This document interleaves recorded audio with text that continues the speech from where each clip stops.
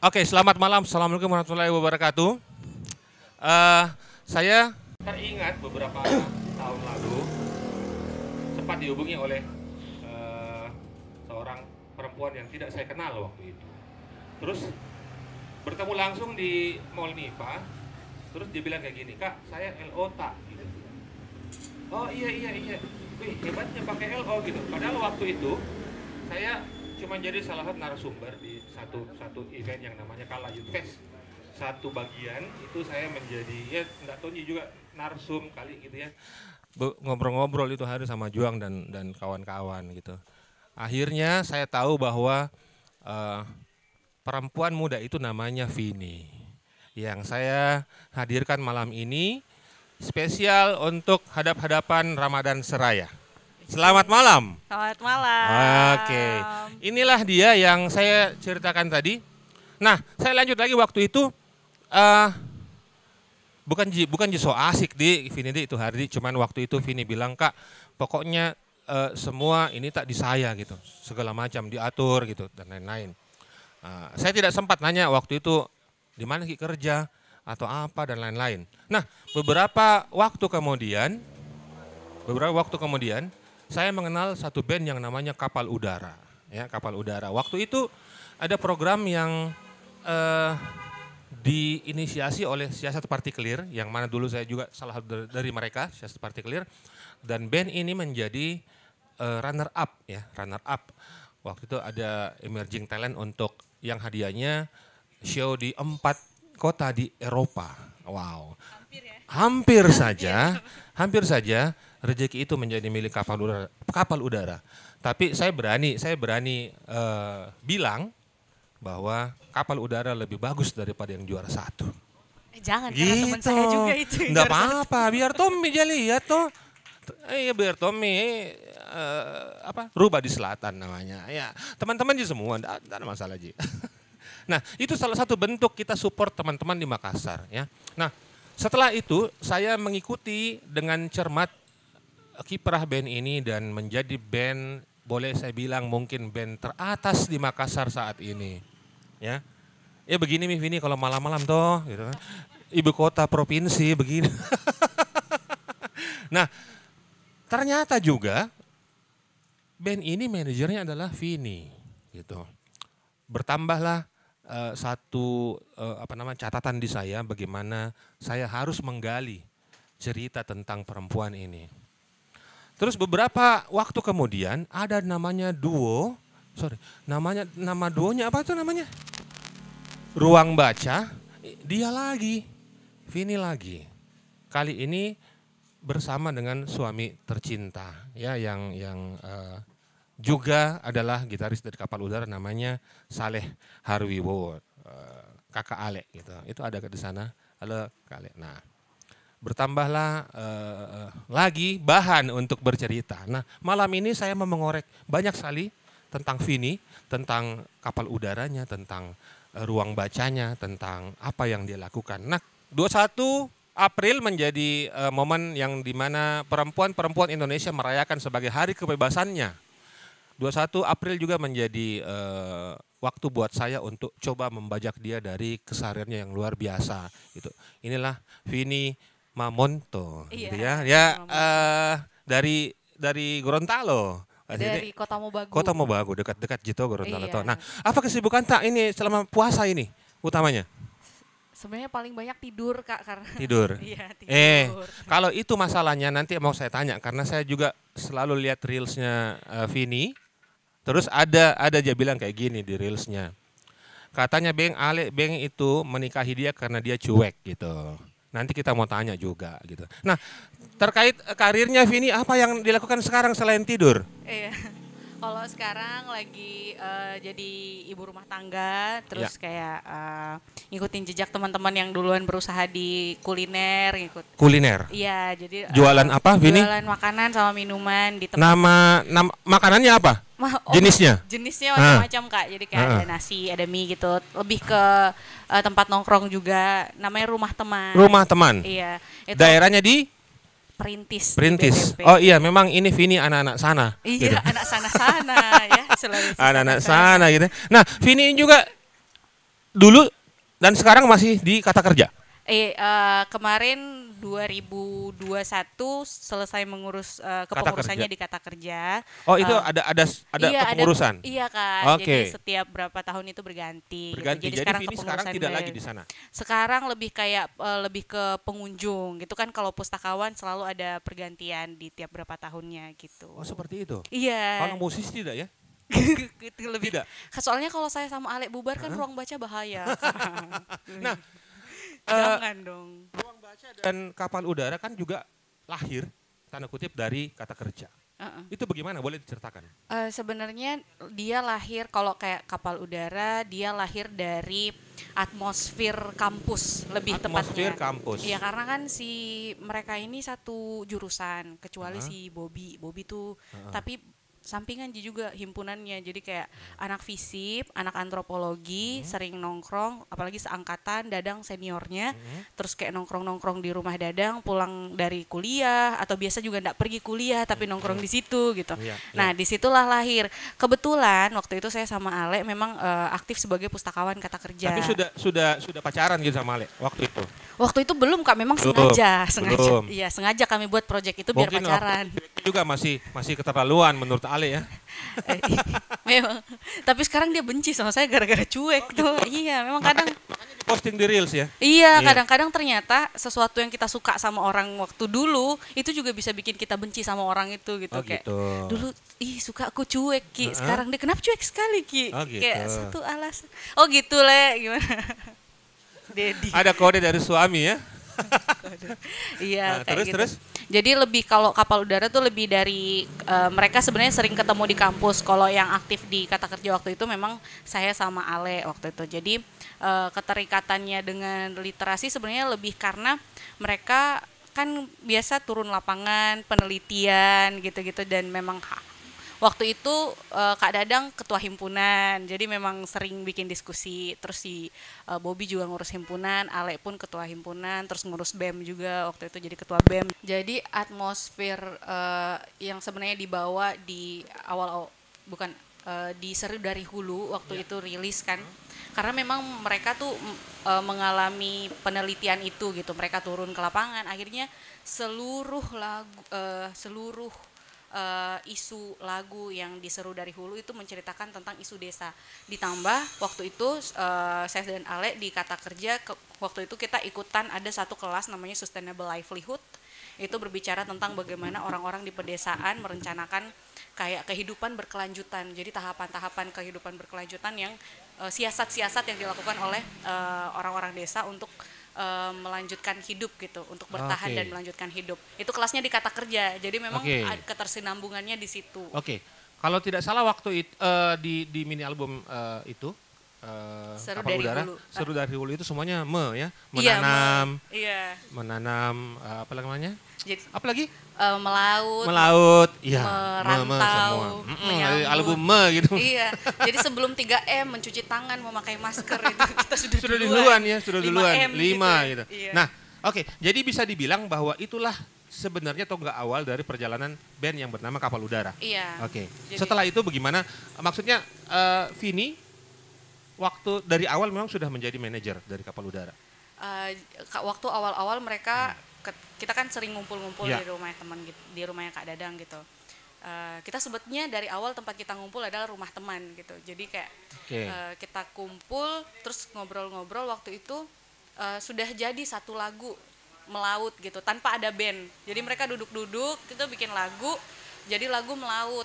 Terus kayak kok lucu gitu, bikin band deh gitu. Nah, abis itu saya jadi manajer ketika waktu itu ada IO nelpon ke kontak personnya Kapal Udara. Waktu itu memang di 2015 Kapal Udara udah punya Instagram gitu.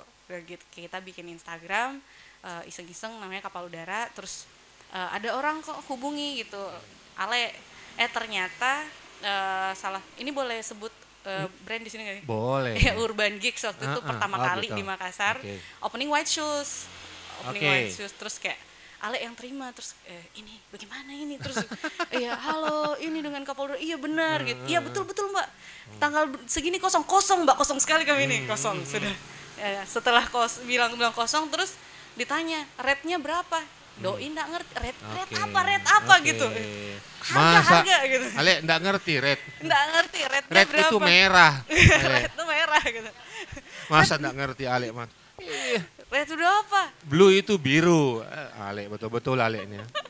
Kayak gitu, jadi kayak panik gitu atau gitu. Harga terus ya berapa saja di situ Mbak gitu. Jadi dia ya berapa saja. Terus akhirnya setelah itu nampil terus pulang mungkin dievaluasi kayak kayaknya memang kita butuh nih dari merekanya, kayaknya bagus kalau ada yang menghubungkan antara si band dengan ini. Nah, alhamdulillahnya waktu itu saya berteman dengan mereka, terus basic saya event organizer. Jadi ternyata ya. Oke. Waktu itu sama Mbak Wawa belajarnya. Oh iya, di manajemen. Iya, jadi kayak sebelum di tahun 2013 sampai dengan 2012 sampai 2014 itu belajar Didi. Waktu itu jadi show management. Oh, pantas jago. Gitu. Ampun Mbak Wawa, ini kayak Mbak Wawa emang banyak. Waktu itu Wawa masih kurus ya. Iya. Sama Kak Baso gitu. Oh, Baso masih di situ ya. Iya, masih ada di Gembel juga. Iya, Kak Adi kan gitu. Sekarang sudah di situ semuanya. Iya, sama masing-masing sudah punya masing-masing. Iya dan dong. alhamdulillah makin meramaikan iya, ya. Betul. Jadi diajarin sama Kak Baso, sama sama Kak Adi, sama Mbak Wawa, bagaimana sih caranya mulai dari kayak bikin rundown. Di situ juga belajar kayak peristilahan untuk sound. Soalnya kita kan ngurusin band, jadi kayak ngurusin ini, bikin rundown. Terus akhirnya sama waktu itu kerja di Reviews juga. Nah, Reviews yang sama Kala waktu itu. Iya, yang Youth Fest ya. Youth Fest. Nah, di situ mulai. Jadi waktu itu di Youth Fest itu yang kita pertama ketemu, Vini dari di atau dari Reviews?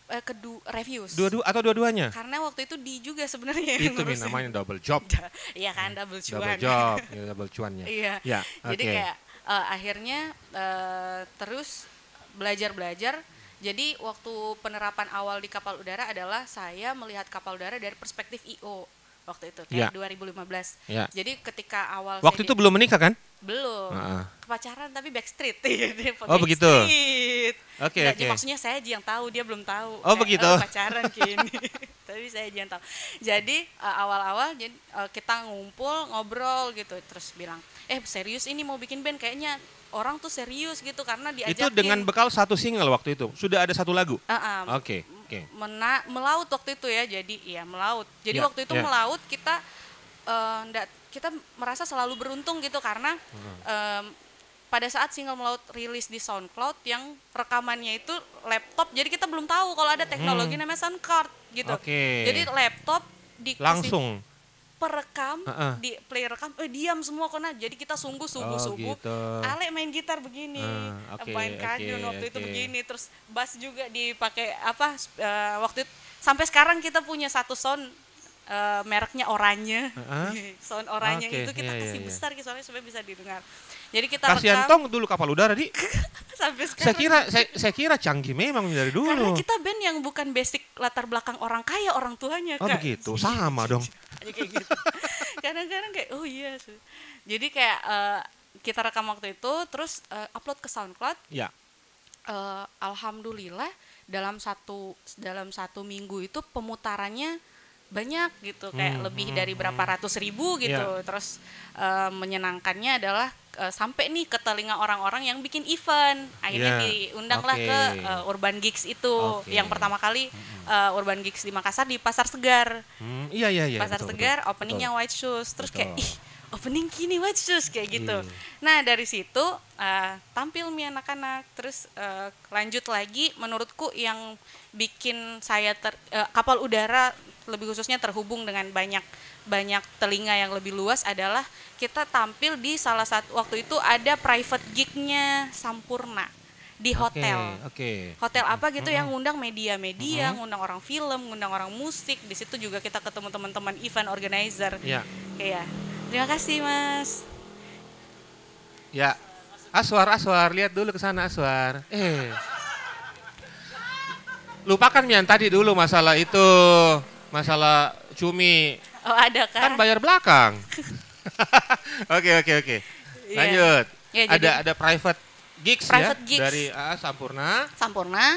Di situ kayak ngajakin banyak orang yang memang mengundang dari komunitas, kayak kita akhirnya kayak ketemu ke teman-teman komunitas di situ, dan komunitasnya banyak, mulai dari yang seni visual, audio gitu. Nah di situ masuklah kayak kita dihubungin sama teman-teman film, kita dihubungin sama teman-teman IO kayak gitu. Betul sekali. Itu setelah ada mini album? Belum. Oke. Jadi setelah itu makin bulatlah tekadnya Kapal Udara untuk berkarir lebih serius pastinya ya. Enggak juga Kak, jadi kayak jalan saja begitu. Okay. Nah ini kan perjalanannya mungkin karena sering ngumpul kali ya. Jadi kayak, tapi sejak awal tuh anak-anak sudah pada saat ngajakin saya jadi manajer, saya bilang, kalian mau serius nggak sih di main band? Katanya, bisa Tonji kalau serius-serius begitu sambil kuliah kan lucu gitu. Saya bilang, oh terus kalian kalian maunya kayak gimana nih? Soalnya kalau misalnya kayak saya IO, misalnya kan selalu pakai perspektif IO waktu itu. Kalau saya IO, misalnya saya mau ngundang band nih, saya jengkelku adalah ketika misalnya kita janjian sama bandnya jam 8 tapi sebenarnya datang jam 8:30 misalnya kayak gitu. Oh gitu. Kalau saya jadi anak bandnya saya datang jam 6. Iya, itulah gitu. Harusnya ya. Iya. Kayak gitu. Tadi saya kan sangat tepat waktu ya. Sangat tepat waktu.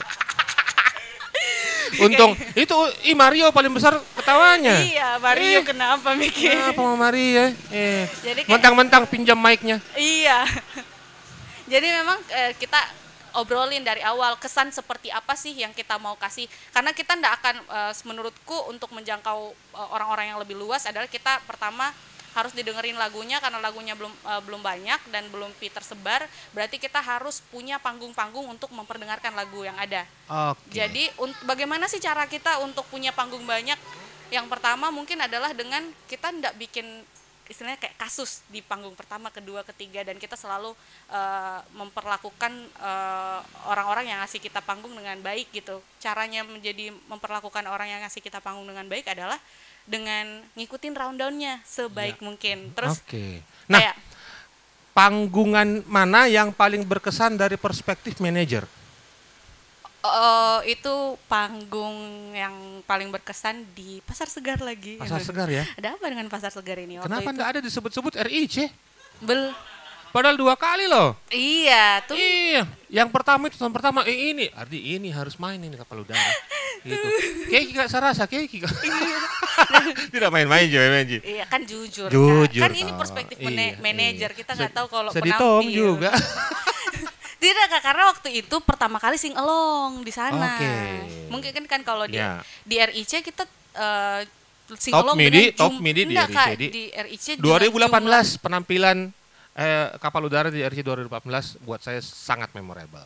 Iya, karena saya juga kayak kan? ada ayam-ayamnya. Ada ayam-ayamnya. Nah, kalau dengan ini kan Kapal Udara, lah Kapal Udara sampai sekarang saya bisa bilang bahwa Kapal Udara adalah band papan atas tong ya kalau Makassar sekarang. Dengan begitu banyaknya kegiatan Kapal Udara dan tiba-tiba ada ruang baca. Ya. Ini inisiator utamanya Ale atau Vini? Ruang baca itu. Ruang baca itu sebenarnya seumuran Kak Kapal Udara kayak. Oh gitu. Di hari yang di hari yang sama aja sebenarnya. Kenapa tidak disatukan saja gitu, Vini masuk Kapal Udara terus bisa nyanyi lagu-lagu itu? Biar beda tuh Kak. Enggak, karena kayak apa ya, ruang baca itu lebih kayak personal project. Kayak ini kita juga mau bikin ruang baca perjuangan yang mungkin agak beda gitu. Kalau itu band yang 4 orang itu 3 orang cewek. Skin and Blister. Itu apa juga itu? Katanya bagus banget itu band Kak. Iya. Drummernya sebenarnya yang paling bisa di situ ya, sama vokalis kalau bass. Itu proyek apa lagi itu?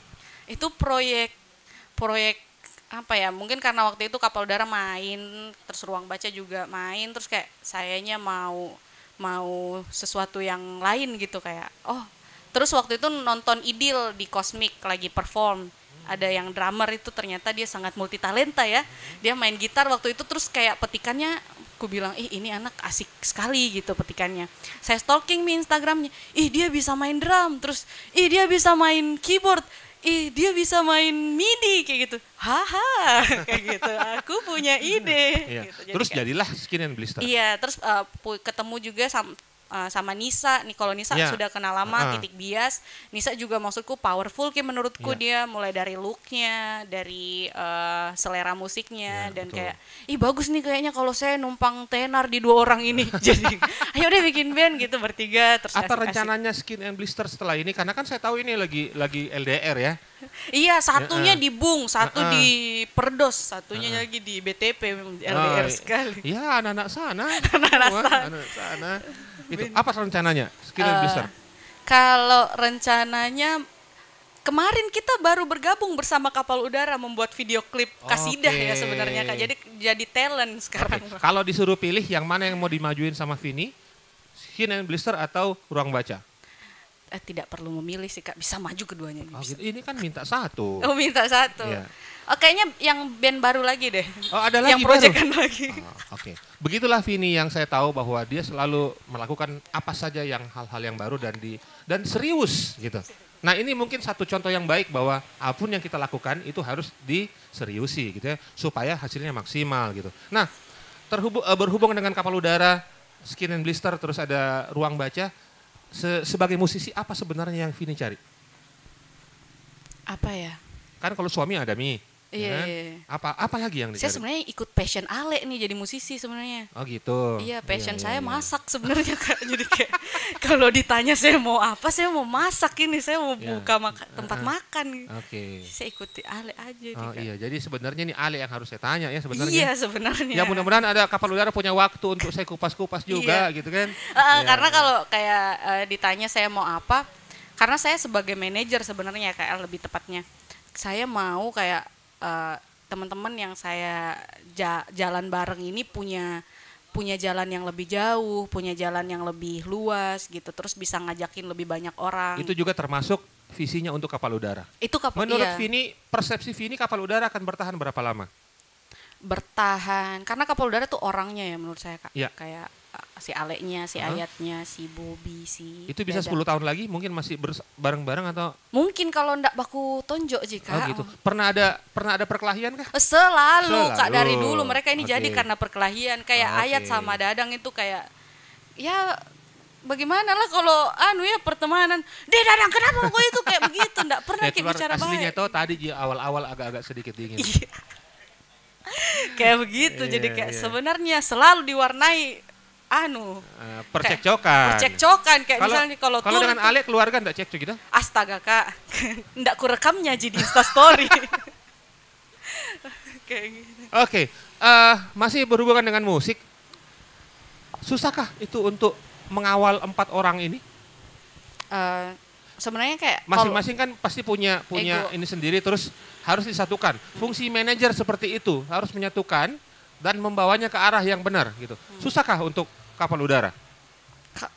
Tiap tahun tantangannya beda ya Kak. Jadi kayak kalau dulu waktu masih kuliah tantangannya adalah misalnya ini anak-anak masih suka kelayapan gitu, masih suka mabuk-mabukan misalnya, bagaimana? Oh mabuk-mabukan juga? Dulu. Oh dulu. Dulu. Mabuk-mabuk PT-PT Kak. Jauh toko dong Ayat dari Minas Tau Pak pergi BTP naik PT-PT. Mabuk mie di jalan, nah gitu. Jadi mabuk perjalanan lebih tepatnya. Jadi kayak bagaimana kemudian mereka tuh bisa datang latihan, karena kan kayak masih mau bergaul, masih mau ini. Masuk lagi ke fase dimana misalnya ada teman-teman yang tiba-tiba bacaannya kenceng nih, tiba-tiba menganggap musik sebagai sesuatu yang tidak boleh dilakukan misalnya. Bagaimana sih kita coba untuk mendiskusikan hal-hal itu. Terus kayak tiba-tiba masuk lagi ke fase di mana dilarang ceweknya, atau masuk lagi ke fase misalnya ternyata ngeband tuh nggak cukup untuk biaya hidup, masuk lagi ke kayak gitulah Kak. Pasti dari 4 itu kan baru Ale yang berumah tangga ya? Iya betul Kak. Jadi 3-nya masih dilarang sama ceweknya kadang. Tidak Ji, ceweknya yang salah larang, saya nggak boleh kok larang-larang. Bagus itu contoh itu Mario. Iya, tidak gitu, nggak ada musik nomor 1. Oke. Cewek 0,5 lebih tinggi juga cewek.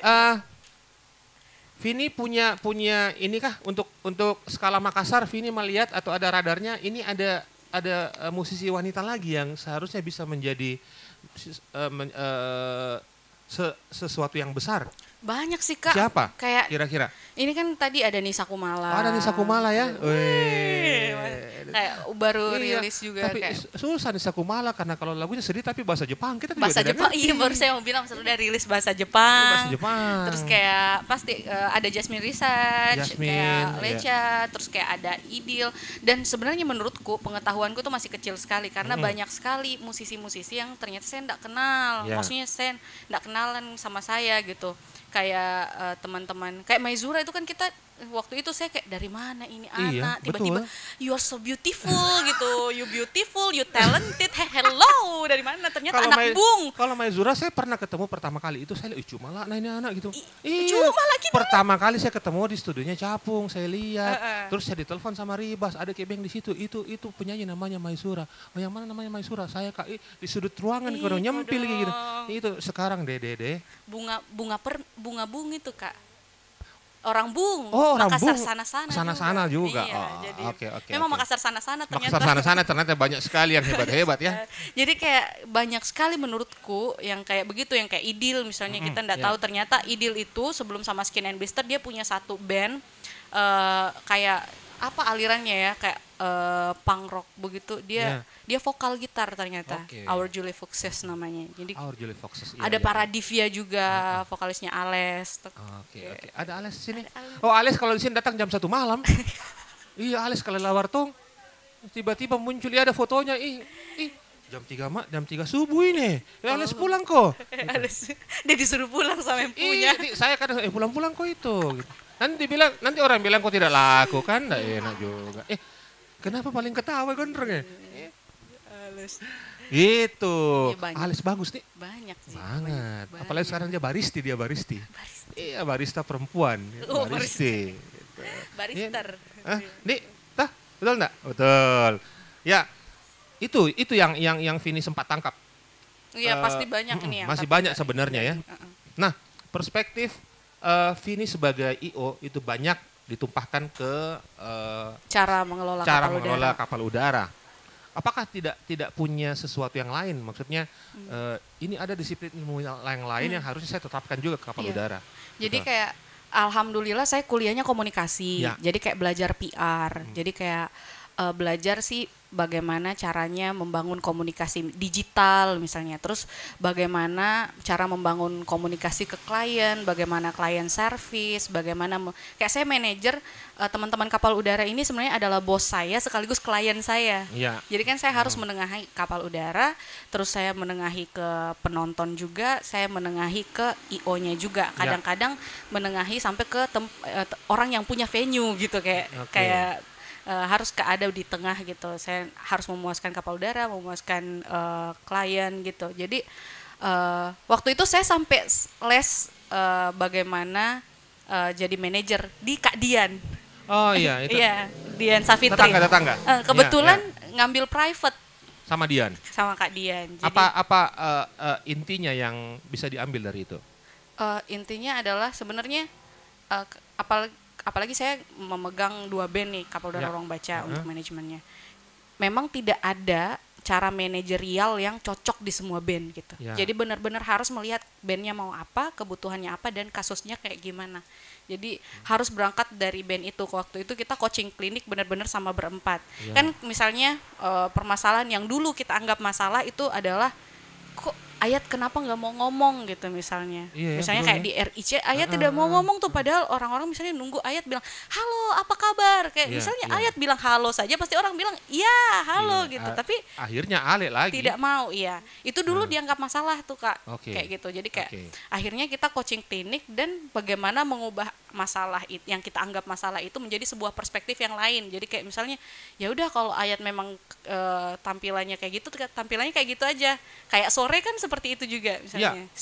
Vokalisnya juga enggak mau ngomong gitu. Yang ngomong si siapa namanya itu? Si ini yang gitaris ya? Iya, yang besar-besar. Memang banyak seperti itu juga. Gitu. By the way di sini juga ada satu solois perempuan lagi itu tadi. Mana ya? Satu lagi.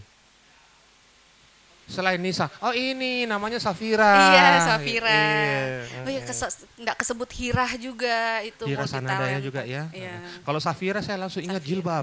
Iya, kan merek Merek jilbab tuh. Safira. Iya.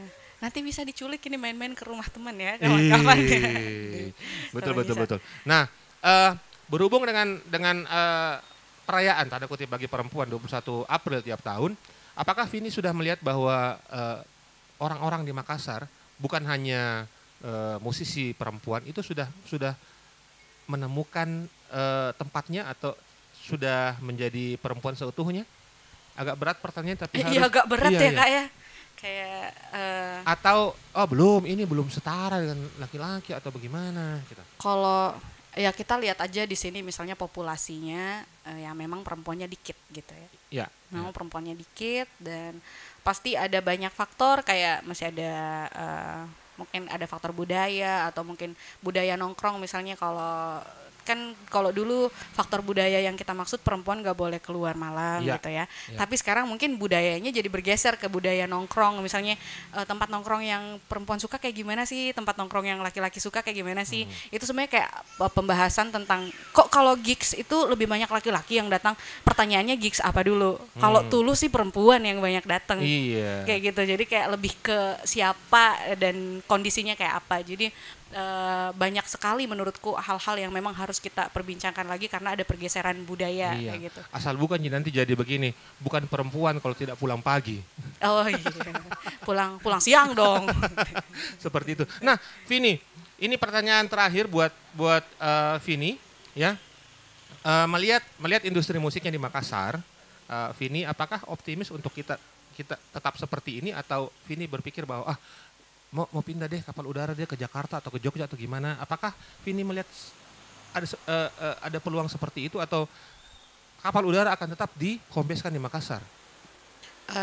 Melihat peluang, kalau bicara industri kan akan bicara soal ekonomi, soal bagaimana perputaran, bagaimana sih sebenarnya paymentnya ke band itu bisa menghidupi gitu. Tapi kan juga lumayan sekarang kapal udara. Harganya ya, rate-nya merahnya. Merahnya, iya. Itu alhamdulillah. Kakak kali aja deh misalnya. Kakak aja nih yang kali misalnya kayak gitu. Menurutku sih cukup kalau RIC 4 kali sebulan. Waduh. Tapi kayak RIC tuh menurutku itu sebuah signal optimisme ya di Sulawesi Selatan. Bukan cuman Makassar ya, Indonesia Timur. Karena kayak menurutku gila sih untuk membuat satu buku berdasarkan kayak penelitian tentang 100 musik. tahun. 100 tahun. 100 tahun musik. Dan ternyata nggak cuma jadi buku, waktu itu kan sempat jadi film juga. Dan itu inisiasi yang tidak lahir kalau orang cuma mau mikirin event crowdednya gimana. Tidak memikirkan spirit, tidak memikirkan industri, tidak memikirkan kayak ekosistem. Menurutku kalau orang cuma mau mikirin saya mau bikin event, saya mau crowdednya berapa puluh ribu bisa. RIC bisa. Pertanyaannya apakah kapal udara akan pindah? Pertanyaannya ya itu ya. Kayaknya ke Los Angeles kita pindahnya Kak. Masuk Rising 88. Tampil di Coachella karena setiap kata kan adalah doa. Amin. Iya, betul. Banyak sini penonton bayaran bisa amin dong. Tepuk tangan dulu penonton bayaran. Sebenarnya kalau isu pindah itu pernah sempat kita bicarakan kayak gitu. Saya dengar begitu makanya saya tanya. Kita kan selalu saya karena manajer dan bendahara juga, jadi membagi keuangan itu menjadi beberapa pos. Jadi ada ketika masuk keuangan itu ada pos yang memang untuk tabungan umum, ada pos yang untuk mengganti alat-alat kalau memang kita udah butuh, sama pos yang untuk gaji fee all team kayak gitu. Jadi ada satu masa ketika saya merasa ini tabungan kita cukup nih untuk ngidupin kita di Jakarta 2 tahun gitu. Kayak gitu. Jadi ada ternyata peluang untuk itu. Nah, ini terakhir, ini betul-betul terakhir. Enggak Kak, saya masih mau jawab ini. Karena kenapa? Karena misalnya kita pernah tampil di Jakarta di satu event itu ditanyain rate-nya, saya kali 4 rate biasa saya kasih di sini dan itu langsung oke tanpa nawar. kali 4 riders yang kan ada riders pasti ada riders kayak anak sekolah, riders ke brand, dan itu saya kasih riders brand kali 4 dan tanpa tawar.